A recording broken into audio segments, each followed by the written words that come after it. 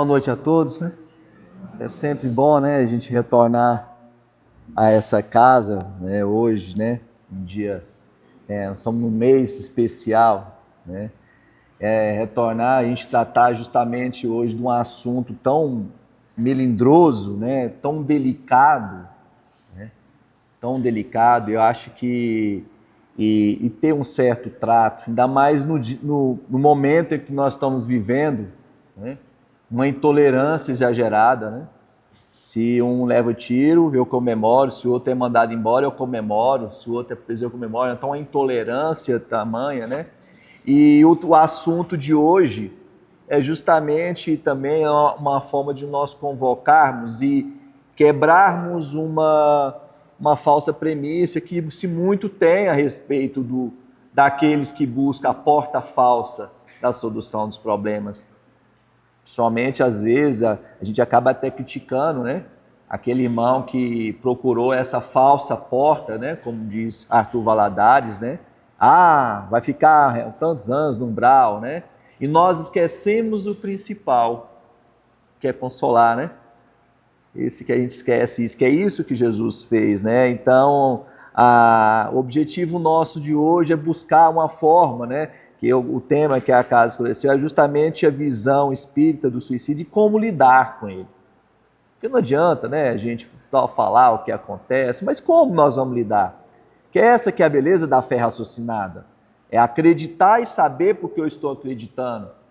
E melhorar essa fé, né? Então o propósito hoje nosso é esse, né? Da gente não só esclarecer sobre a ótica, né?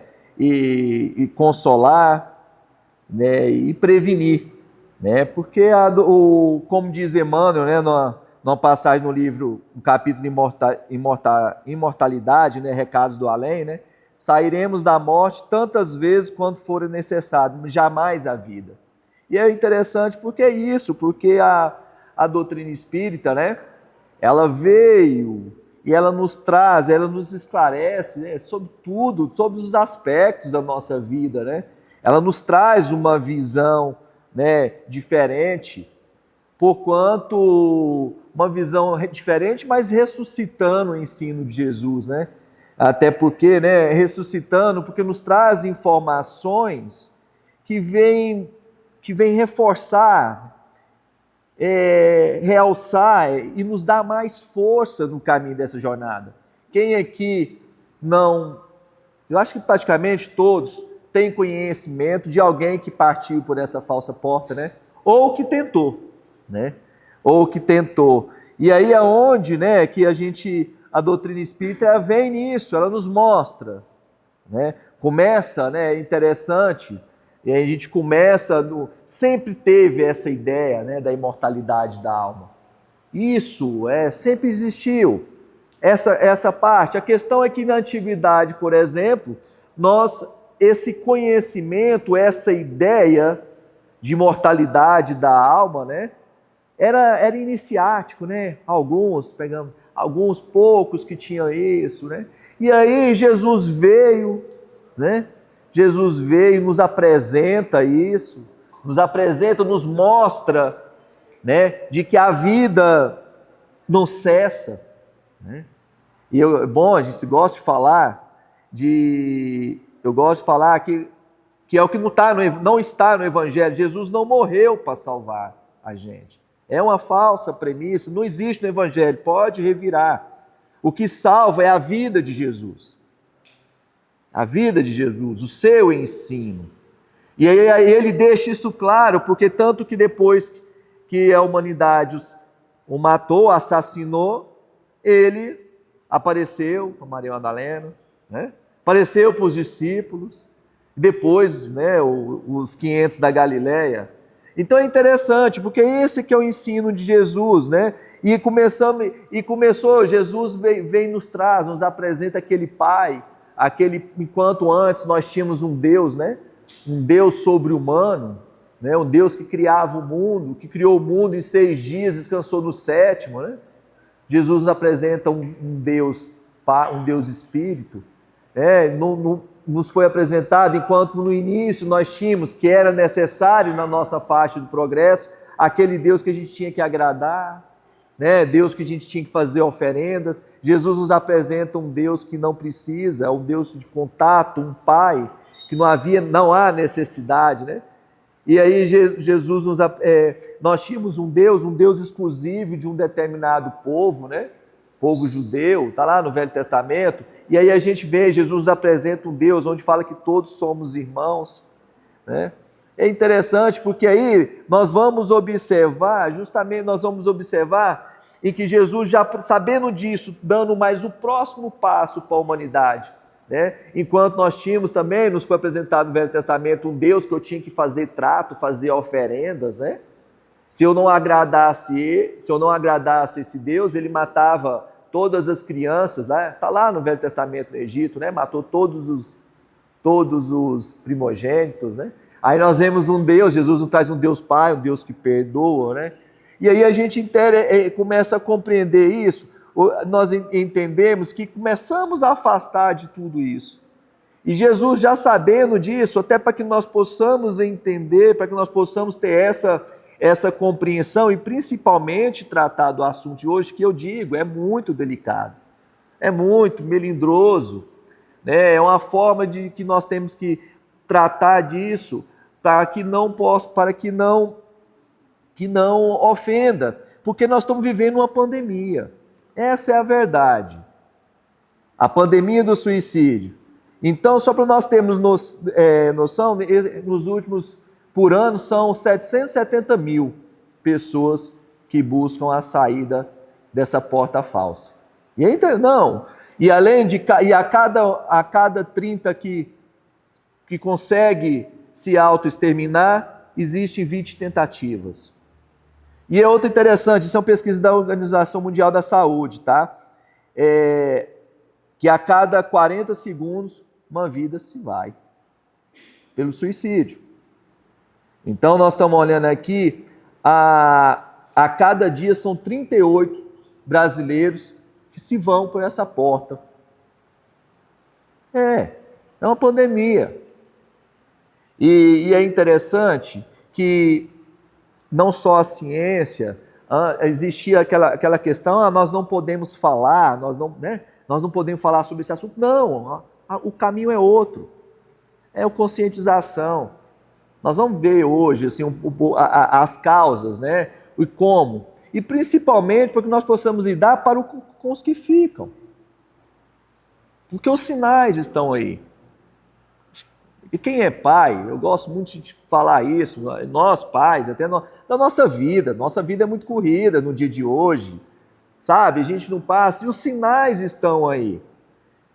E aí a gente vai entender o objetivo, o consolo, a forma de como nós podemos tratar para essas pessoas, que Jesus veio preparar isso. Porque é papel da doutrina espírita, é papel do cristão primeiro consolar, depois ensinar. E Jesus era assim, primeiro consolava, depois ensinava. E ele ensinava consolando. Então o primeiro ponto que nós temos que entender, esquece, não vamos julgar, vamos consolar, vamos tolerar. E é isso, está lá, é o que Jesus fez. Jesus já prevendo que nós, mesmo ele apresentando, aquele Deus, o Deus Pai, o Deus Espírito da vida eterna, Jesus viu que nós estávamos afastando. Nós voltamos a ter aquele Deus de trato, fazer trato, a ter rituais, né? E aí, sabendo disso, que isso vai reforçar o nosso trato em relação ao suicídio. E Jesus apresenta, né? Ele fala, olha, ele nos apresenta, está lá em João, capítulo 14, versículo 1, de 1 a 2, né? E aí ele fala assim, olha, que é interessante que nesse momento de dificuldade, né, no momento de dor, onde todos nós passamos, todos nós vivemos um momento de dor, um momento de dificuldade, se não é agora, vai ser depois. E aí Jesus vem, já começa pronto, o que é o nosso papel. Ele vem lá no João, capítulo 14. Olha, não se turbe o vosso coração, crede em Deus e em mim. Na casa do meu pai há muitas moradas. Aí Jesus fala, eu vou vos preparar um lugar. Então já começa. Quando nós começamos a entender que Jesus foi para preparar um lugar para a gente, e aí ele fala, eu rogarei ao Pai, né? e ele vos dará outro Consolador, para que fique convosco para sempre. Então Jesus vai falar, olha, eu vou, mas eu vou enviar-vos um Consolador, alguém que vai te orientar, que vai acalmar-te o seu coração, né? E aí ele fala no final, né, mais adiante, o Espírito de verdade, que o mundo não pode receber porque não vê nem o conhece, mas vós conhecereis porque habita convosco. E ele finaliza, né? Já no versículo 26, Jesus tratando do Consolador, desse Consolador prometido, que é a doutrina espírita. Ele deixa claro, mas aquele Consolador, o Espírito Santo, que o Pai enviará em meu nome, Jesus falou, eu vou lá na casa do meu Pai, eu vou pedir ao Pai e vou enviar para vocês o Consolador, que o Pai enviará em meu nome, esse vos ensinará todas as coisas, e vos lembrar de tudo quanto vos tenho dito. Então, no primeiro ponto, nós entendamos isso, a doutrina espírita não inventa nada, não traz nada de novo, né? Não traz nada de novo sobre essa ideia da imortalidade da alma, mas ele veio justamente comprovar, tornar mais evidente a verdade da imortalidade da alma. Quando nós falamos em tornar mais evidente, é tornar mais evidente com o processo científico. Foi o que o professor Leon Rivaio fez, um processo científico, foi investigar, e aí ele investigando mais de 1000 cartas para mais de 1000 lugares do mundo, todas as questões, ele era discípulo de Pestalozzi, através de um sistema metódico, racional, ele começou a organizar mais de 1000 cartas e tal, uma resposta venha, tudo universal. E ele codificou, por isso que nós chamamos Kardec, o professor Kardec, né, o pseudônimo. E aí essa obra, ele reforçou isso que às vezes estava. E aí quando nós vimos essa questão da imortalidade da alma, isso permite com que redimensiona a nossa dor e o tempo. Nos coloca no alto, né? Tipo, nós estamos no primeiro andar do prédio, a gente está vendo aqui no chão. A gente sobe no 20º, a gente vê lá da outra esquina. Então a doutrina espírita começa, ao nos falarmos, além dos seus princípios, a crença em Deus, né?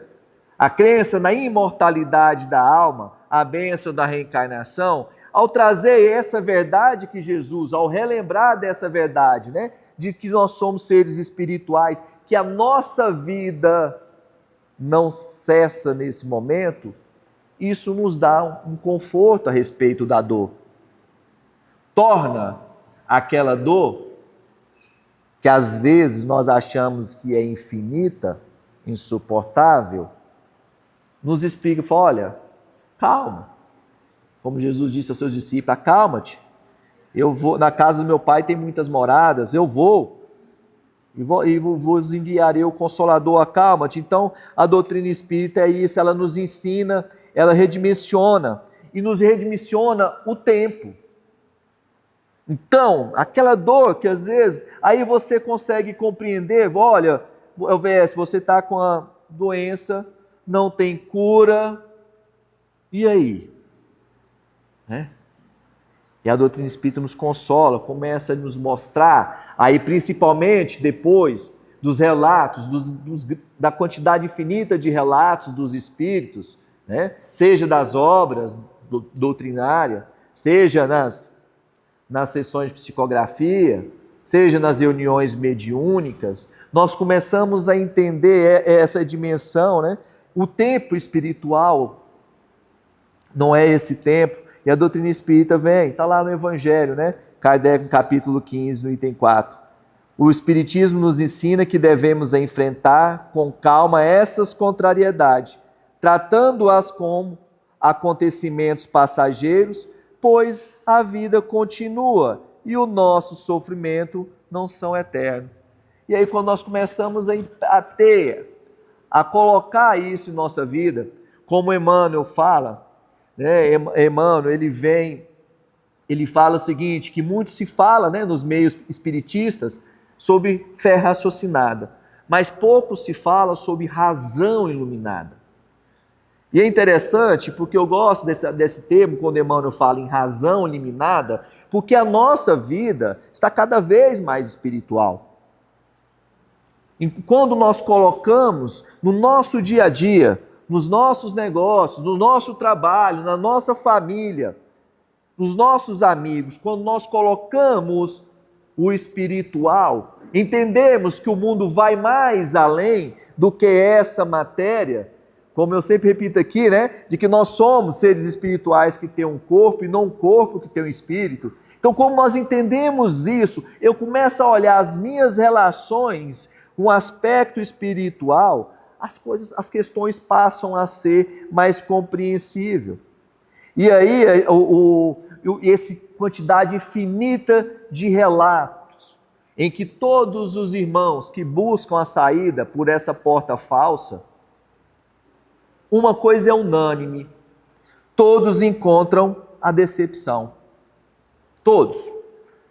É interessante, todos. Quando se pega no livro, nos relatos do livro Céu e Inferno, seja nos livros, em toda a literatura, nas reuniões mediúnicas, é unânime a decepção pela não aniquilação da vida. Todo irmão, ao sair por essa porta falsa, verifica, não resolveu. Na linguagem mais jovem, deu ruim. Porque nós não podemos... A dor dói. A dor é incontrolável. A questão é que quando você pensa, todos os espíritos falam, não resolveu. A vida não cessa. Esse é um ponto onde nós devemos trabalhar, não só conosco. Ao deixarmos, porque a melhor forma de pregar o Evangelho é viver o Evangelho. Quando nós colocamos essa razão iluminada em nossa vida, nas nossas relações, nas nossas amizades, começamos a tratar isso, as pessoas começam a observar e entender de que a vida não cessa. Então já vai, primeiro ponto é o esclarecer de que não vai resolver. Então Kardec deixa isso claro, é interessante que os espíritos falam, as consequências do suicídio são as mais diversas, mas uma é mais comum a todas, a decepção. Porque é ruim a gente poder falar aqui, o espírito se matou, ficou tantos anos no umbral, comendo lama, fica parecendo um ar punitivo. E a gente precisa de consolo, não crítico. A gente não precisa. Porque cada caso é um caso. Não existe aquele que busca a porta falsa, um caso idêntico ao outro. Então, o primeiro ponto, nós afastarmos isso. Ou então se matou, vai ficar no inferno, que nunca mais vai voltar. Algumas doutrinas não deixam nem enterrar no mesmo cemitério. Então começamos a explicar, não existe caso idêntico. O que é idêntico? A decepção. Não resolveu. Porque ele percebe que aquela dor não passou, ao contrário, piorou.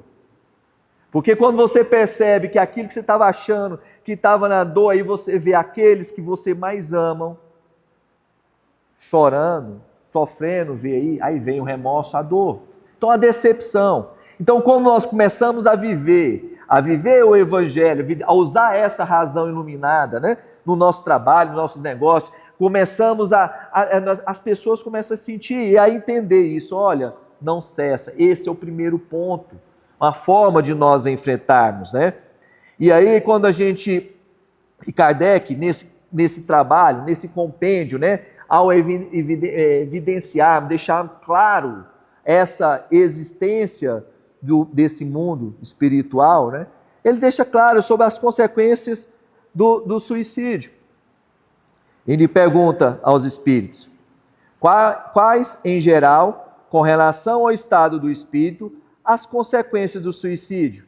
E os espíritos respondem, sensibilidade no além e confronto com a própria consciência. Imagina, aí, em muitos casos, a gente escuta, algumas pessoas, alguns irmãos, entrou numa crise financeira daquela, e para resolver a crise financeira, vou lá e aí ele vê, não resolveu.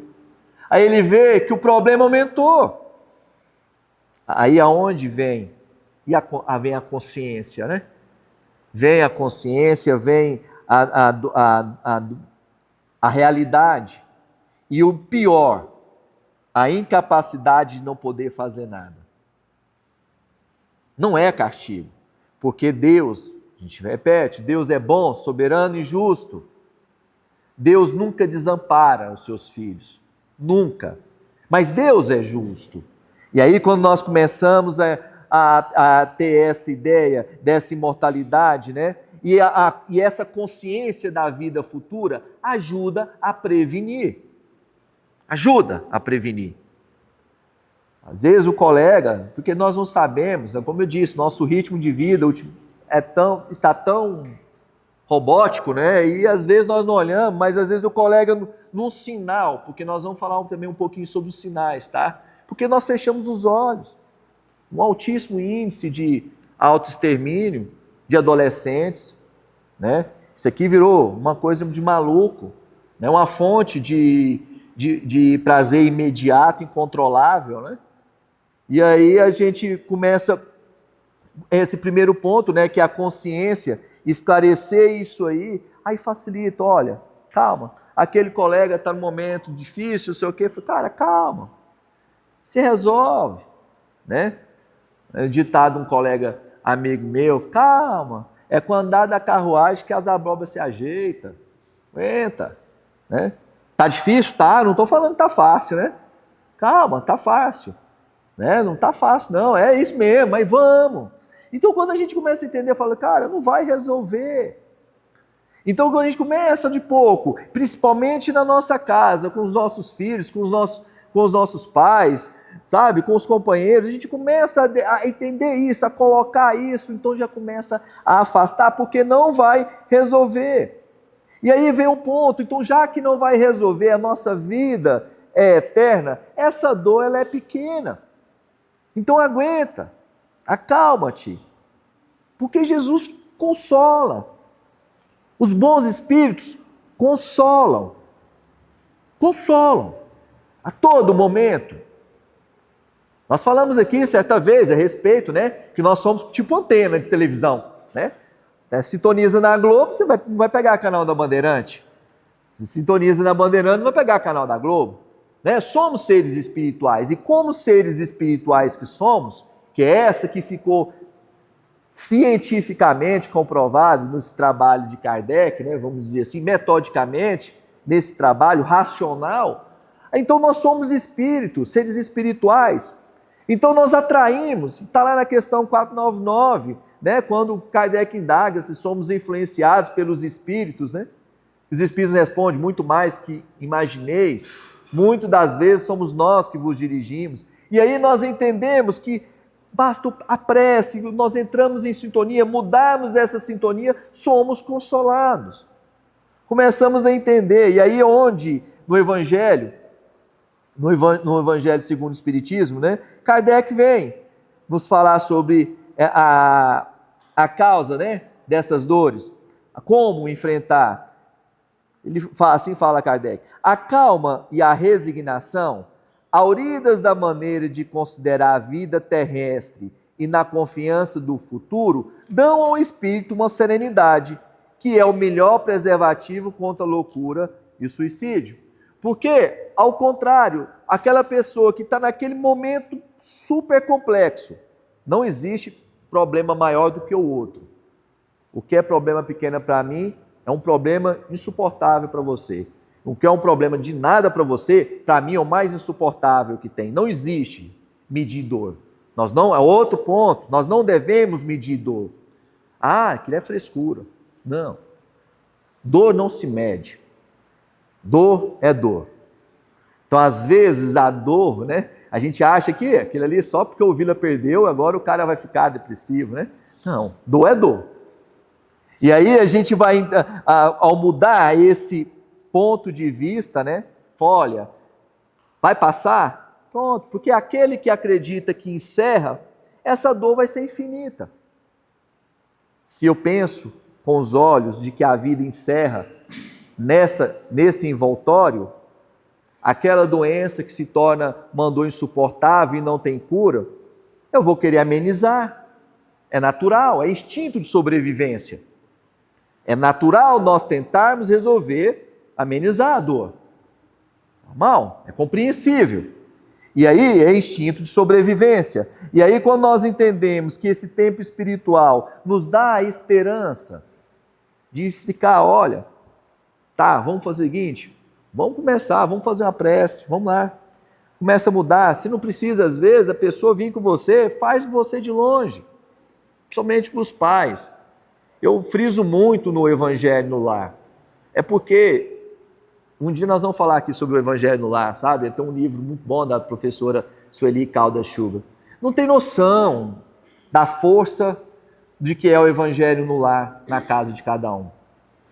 É porque às vezes eu sou muito racional, né, muito prático, mas é 12 minutos, a gente gasta 12 minutos durante uma semana. Gente, é rápido. Mas não tem a força que é o Evangelho no Lar. A proteção que você coloca. Eu não moro com os meus filhos, eu faço via online. Chamo todo mundo, bota o telefone, vídeo chamada, em grupo, né? E faz. Minha mãe num canto, meus meninos no outro, eu no outro. Sim. Então a prece, o Evangelho no Lar nos dá esse tempo e essa força, nos dá essa esperança. E outro ponto que Kardec, que a doutrina espírita atrapalha, o materialismo exagerado, o materialismo e a dúvida, porque quando eu afasto essa ideia de que a vida segue, que a vida continua, né? O excesso, o materialismo em excesso, o apego, essa incredulidade, poxa, eu estou com a dor tamanha, eu quero encerrar essa dor. E aonde o Espírito busca por essa porta falsa. E aí vem o arrependimento, né? E aí aonde que Kardec, novamente, né, no Evangelho segundo o Espiritismo, lá no capítulo 5, já no item 16, ele fala: a incredulidade, a simples dúvida sobre o futuro, as ideias materialistas, numa palavra, são os maiores incitamentos ao suicídio. E aí é onde a gente observa, nos dias de hoje, observando os números, que também é uma falsa premissa, né? Que às vezes a gente acha que só os maiores índices de suicídio estão nos países mais ricos. Não. As pessoas mais pobres, mais simples, classe média e classe baixa. Até mesmo por conta dessa pressão, dessa cobrança de que nós sempre, todo mundo tem que ser o melhor. Dessa cobrança, dessa felicidade, da busca dessa felicidade que não se encontra. Então é interessante, isso aí cobra, né? E aí isso se cobra. Os jovens, a adolescência de hoje, eu tenho que ter, sai o iPhone não sei o quê, sai o outro aqui, sai o iPhone 200. Então pronto, aquela luta, e se sofre com isso, com esse apego. E aonde vai? Se aporta. Se abre as redes sociais, muitas das vezes, a gente só vê todo mundo sorrindo. Interessante, estava vendo uma entrevista do Zuckerberg, e aí perguntou para ele, por que qual que é a sua análise? Porque no Brasil, o pessoal usa mais o Instagram do que o Facebook, né? Aí ele falou assim, não, no Brasil se usa mais o Instagram do que o Facebook, porque o brasileiro gosta muito de mentira, gosta muito de fantasia, né? Facebook se conversa, aquela coisa, não, no Instagram só mostra todo mundo sorrindo, né? Igual a revista Caras de antigamente, os mais antigos lembram, né? Revista Caras era a revista só do sorriso.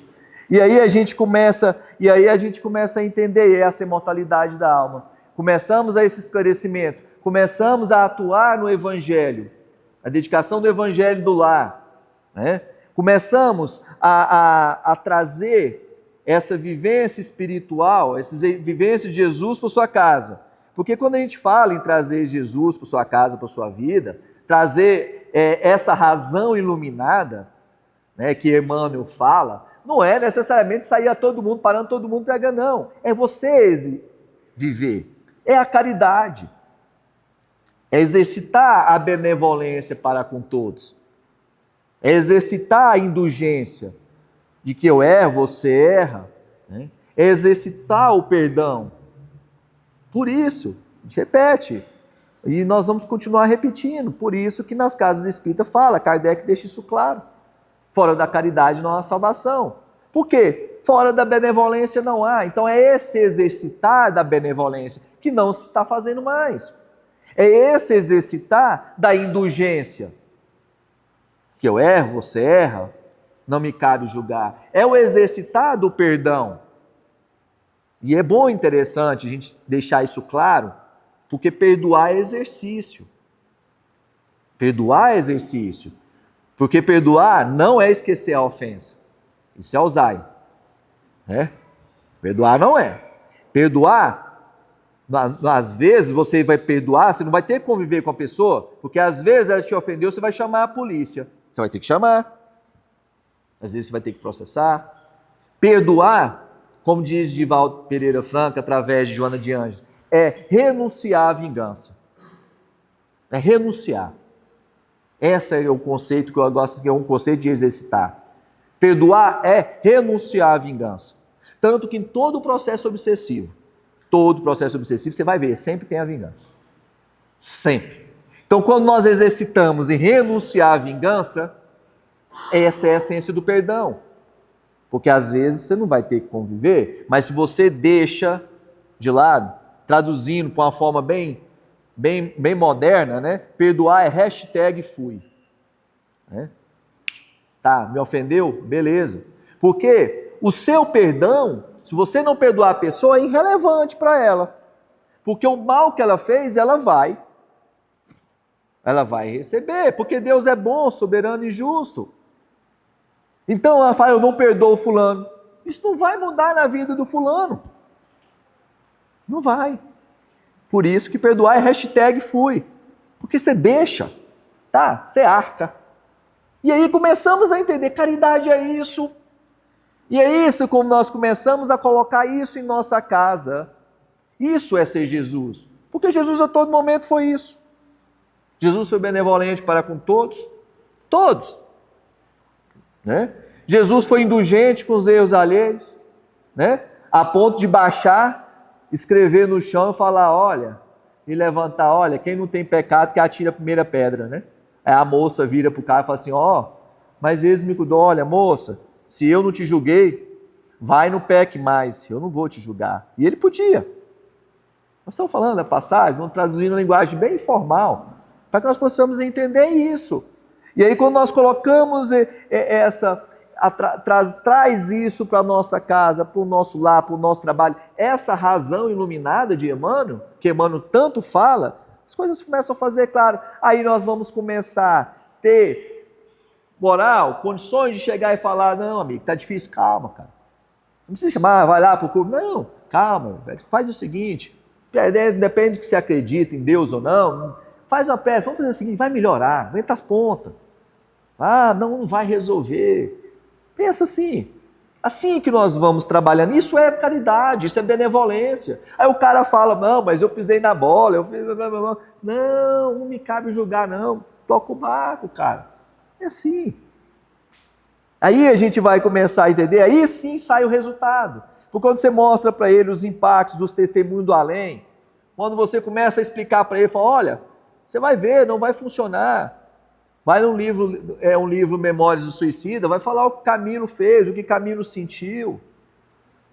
Aí a pessoa já começa a perceber, e aí você fala, olha, tá lá, os espíritos deixam claro, eles se decepcionam, olha, eu continuo vivo, não resolveu, né? E aí é o ponto que nós temos que entender, nós somos amparados. E aí tem um remédiozinho. Nós falamos sobre o Evangelho no Lar como uma forma profilática, né? Uma forma de resolver. Eu falo sobre o Evangelho no Lar, mas em todos, né? A prece a todo momento. Porque prece, lembra? Jesus nos mostrou. Enquanto nós tínhamos que ter aquele Deus no Velho Testamento, aquele Deus onde a gente tinha que fazer ritual, fazer sacrifício, né? Jesus falou, não, é o Pai.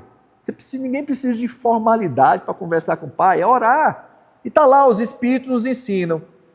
Os Espíritos nos ensinam isso. Está lá na terceira parte, que a prece verdadeira é do coração. Conversa. Eu já falei aqui uma vez, eu falo desse amigo meu, né, que ele é apóstolo da Igreja Evangélica, Assembleia de Deus, ele fala, né, ele é argentino, né? A esposa dele é pastora, ele fala, não precisa pular, não precisa pular, eu falo para sério, eu falo com Deus, o Espírito Santo aqui, ó. Ele é mais espírito do que muitos espíritas. Isso, a prece é isso. É essa intimidade. Pai, tô difícil, me ajuda. Né? E aí quando nós começamos a entender isso, aí vem o remédio. Somos todos auxiliados. Isso que importa, que nós entendamos. E a prece, ela é capaz de fazer algo inexplicável, principalmente para aqueles que buscaram essa falsa saída. Nós não vamos falar das consequências de ruim, porque a pior que tem é a decepção, né? Como nós dizemos. Mas a prece cura. Um ponto relevante em que toda a literatura espírita, que os espíritas nos falam, os espíritos nos dizem, o primeiro ponto é a decepção. E todos pedem prece. Orem por mim. Todos os irmãos que buscam essa falsa porta, eles pedem, orem por mim. E aí, a prece ela tem essa oração, a vigilância, ela tem essa força de auxiliar no resgate. Podemos falar que tem, né? Os Cavaleiros de Maria, né? Nossa Senhora abraça os suicidas, né? Uma legião de bons espíritos que vão nas regiões umbralinas, dedicada ao resgate dos irmãos que buscaram essa falsa porta, né? Mas nós precisamos só adentrar isso, a prece resolve. E a prece de uma mãe? Chico fala, a prece da mãe arromba as portas do céu. Romba. A prece da mãe tem uma força. Nas reuniões mediúnicas, né, sempre vem um irmão, né, que buscou, foi o ano passado, nós tivemos um irmão, inclusive conhecido meu, né, que desencarnou por essa falsa porta, né, e ele era muito devoto de Nossa Senhora, né, ele era muito devoto de Nossa Senhora, né, e aí ele pediu auxílio, né, auxílio, e na nossa reunião mediúnica ele veio agradecer, sabe? Falando justamente dessa força, dessa prece. Veio e permitiu com que ele comparecesse, né? E foi autorizado ele ir na nossa reunião e agradecer, porque a prece funciona. Então, ora pelos suicídios, principalmente a mãe. Porque quando nós entendemos isso, até o conforto, aquela que perdeu o seu filho, que partiu antes, ela sabe, olha, calma, logo vocês vão estar todo mundo junto. Ele só desceu no ponto, né? Nessa estrada da vida, ele só desceu numa estação antes da sua. Quando nós entendemos a imortalidade da alma, gente, é o grande segredo de nós compreendermos o problema, né? Então aí nós vamos entender a oração, aí nós vamos entender a caridade. A caridade, seja material ou seja moral, é o melhor remédio para a depressão. O melhor remédio. Isso é ciência. Ciência prova. O Instituto Dr. Cado Moll, né, o Instituto Moll, né, ele fez essa pesquisa. Então, a caridade, né, ela feita com emoção, com sentimento, ela melhora a nossa imunidade, ativa a glândula pineal, e daí por diante melhora. A caridade resolve, né? O perdão, né? Principalmente o perdão, né, humildade, porque quando nós falamos de perdão, não é só o hashtag fui dos outros, não, mas de você também. Então aquele irmão que está num momento difícil, cara, mas eu fiz isso, eu acabei com minha família, eu fiz isso, você fala, não, cara, calma, pronto, Deus, se perdoa, porque caridade salva, por isso, porque você tem que ser benevolente para com todos, mas benevolente para consigo, ser indulgente também para consigo, e perdoar a si mesmo. Aí você vai encontrar a salvação. E aí a gente vem, todo tratamento. E agora é os sinais, né? Que a gente começa a trabalhar quando nós falamos de suicídio.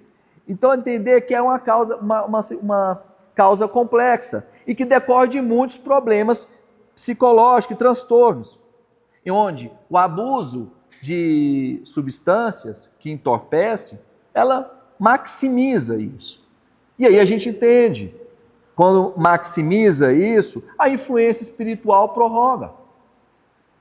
A influência espiritual aumenta, maximiza esses fatores. Então, às vezes, aquela pessoa que já tem um quadro depressivo, aí ela vai, ingere bebida alcoólica, ela vai aumentar. E ela fraqueja, a influência espiritual vai. Aí nós vemos, a questão envolve influência espiritual. Mas esses são os sinais de alerta. E os sinais que a gente tem que observar, principalmente aos pais. Sabe, aquelas conversas, a pessoa começa a se isolar, né? Muda de repentino de comportamento. Aí tem aquelas frases, né? Aquelas frases, eu não sirvo para nada. Fica alerta. Principalmente com os filhos, sabe? Fica alerta. Não dou conta mais nada. Não, se eu sumir, eu resolvo tudo. São alertas em que a gente passa despercebido. Nossa, vontade de sumir, não aguento mais. Não, eu sei como é que eu vou resolver os problemas. Se eu sumir da vida da minha família, eu vou resolver os problemas. São alertas, são sinais que a gente não consegue, que a gente não deixa de lado. Ou às vezes, eu quero morrer. São alertas que a gente passa desapercebidos. Isso tudo, gente, eu extraí de uma cartilha, tá, da Organização Mundial de Saúde, que falando sobre justamente esses sinais. Aquelas conversas, tudo fica melhor depois da minha partida. Né? Eu gostaria de estar morto, né? E se isso acontecer novamente, eu vou acabar com tudo. São alertas que passam desapercebidos na nossa vida. A depressão é o último, a tristeza é o último sinal. A tristeza é o último sinal. Mas aí é onde, quando nós viemos, né? Quando nós explicamos, olha, está doendo, mas a vida segue. Está doendo, mas você encontra amparo. Está doendo, nós vamos te ajudar, nós vamos orar por você. Está doendo? Tá. Mas como você entende, não vai resolver. Não precisa falar sobre todo o evangelho, sabe? Exercitar, não vai resolver. Aí a gente, eu tenho uma forma interessante, fala assim, cara, você acredita que morrer continua? Cara, todo mundo fala assim, então tá bom, então você sabe que não vai resolver, né? Conversa bem simples, bem simplória. E aí é onde que nós vamos entender, porque é onde que a doutrina espírita fala, e é onde Emmanuel vem, já finalizando, né? Finalizando, que a gente tem que entender e passa essa mensagem, que viver é diferente de existir. Existência é hoje, é isso. Viver é a vida eterna. E é onde Emmanuel vem, e já arrematando, para falar sempre de Emmanuel, né?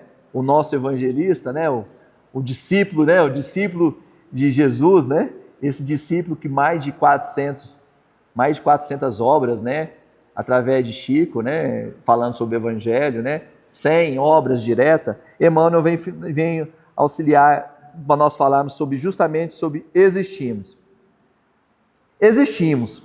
Existem todas as criaturas saídas do hálito do Criador. A pedra existe, a planta existe, o animal existe.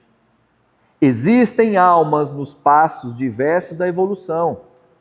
Em sentido espiritual, no entanto, viver é algo diferente de existir.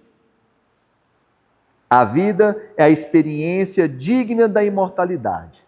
Façamos isso. Há muita gente que se esforça perdendo a saúde e possibilidades em movimentos vazios, quando não se mergulha nas tramas do mal. Há muita gente que destrói o próprio cérebro escrevendo sem proveito, quando não expressa o pensamento para inspirar negação e crueldade, entrando nos sofrimentos reparadores. Não está falando, tem gente que perde tanto tempo, né? Há muita gente que aniquila horas e horas, falando a esmo, quando não se utiliza do verbo para ferir e enlouquecer o seu semelhante, adquirindo débitos esclerosos. Todos esses agentes da inutilidade e da delinquência existem, como todos nós existem. Observa-se o que fazes. Com o berço confere existência, mas a vida é a nossa obra. Então que nós possamos deixar uma boa obra nessa existência e seguimos sempre orientando, consolando, mostrando para todos, vivendo essa caridade de Jesus. E que Nossa Senhora, nossa mãe, que tanto dedica aos irmãos que buscaram essa saída, né, possa confortar o coração de cada um de vocês, cobrindo com o manto sagrado dela, e que tenhamos uma excelente semana. Que Deus os abençoe. Muito obrigado.